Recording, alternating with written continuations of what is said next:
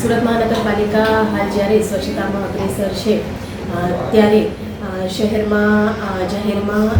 કચરા ગંદકી કરતા તમામ પ્રકારના ઇસમો પર કાર્યવાહી કરવી પણ જરૂરી બને છે।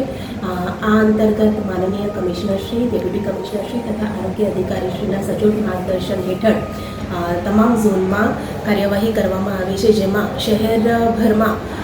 આવેલ કુલ 3500થી 4000 જેટલા સીસીટીવી મારફતે જાહેરમાં થૂકતા ઇસમો કે જે જાહેર માર્ગો પર શહેરના બ્યુટિફિકેશનને ખરાબ કરે છે એ તમામ લોકો પર શહેરમાં બ્રેડલાઇનર સર્કલ પર આવેલા integrated command and control centre ICCC ખાતે મોનિટરિંગ કરવામાં આવે છે અને આ દરમિયાન જો કોઈ વ્યક્તિ જાહેરમાં થૂકતા પકડાય તો ઝોન સાથે સંકલન કરીને ચલન જનરેટ કરવામાં આવે છે તેમજ ઝોનના જે તે આરોગ્ય વિભાગ દ્વારા તેમને દંડ કરવામાં આવે છે।